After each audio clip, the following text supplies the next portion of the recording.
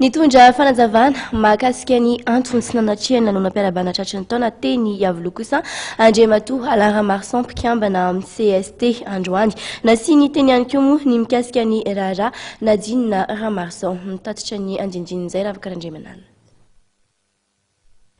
Isan'ireo olom-panjakana nasaina fa tsy nanatrika ny lanonam-piarabana noho ny natrarana ny taom-baovao tety Iavoloha ny alarobia 7 janoary lasa teo Andriamatoa Alain Marsan mpikambana eo anivon'ny CST. Nambarany fa noferan'ny komity mpikarakara tsy azo hitondra mpiaro izy ray andro mialoha andro no mbola nesoro ny fiadidiana tetezamita tsy ampiasan'ny birao etsy Ambohitsiroatra ihany koa.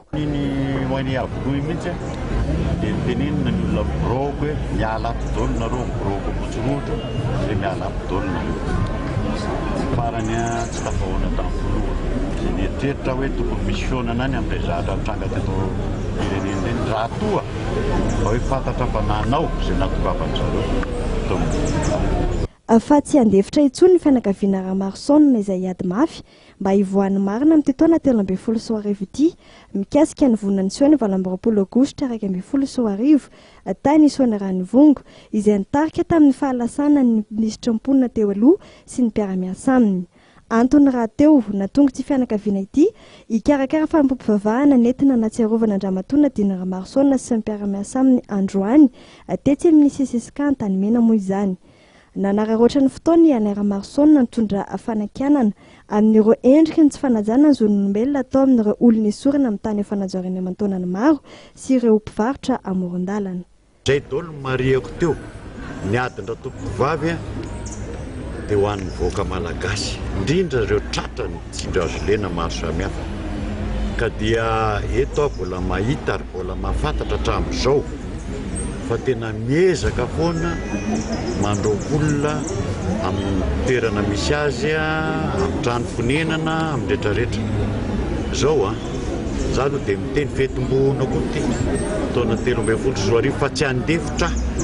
amin'izay resaka rehetra ohatr'izay satria zao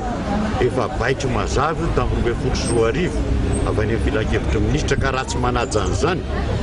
dia efa namany tsy manaja ninninina ary ny tena naitro tsy lefitra intsony satria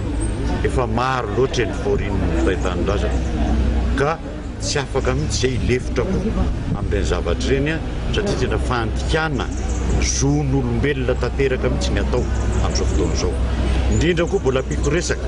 ty resaka fandroahana mpivarotra ity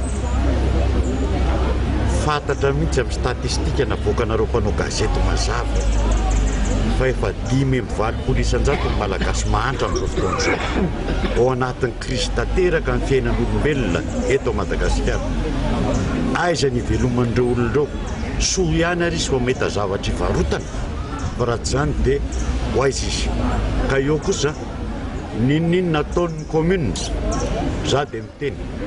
voaka ifanaja tsisy olom-boafidy intsony nareo ao ka tsy afaka napakevitra androka olona amin'ny toerana ivarotana sy ny rehetrarehetra fandaminana no atao fa tsy mifandroahana sy ny herisetra sy mivavabe. Akoatra ny fianakaviana ireo niarambona sy ireo fikambanana samihafa niara-niasa tamin'ny Nadine Ramarsan ary olom-pirenena tsotra dia nanome voninahitra amin'ny fotoana androany ihany koa apahany amin'ireo mpikambana ao amin'ny CST.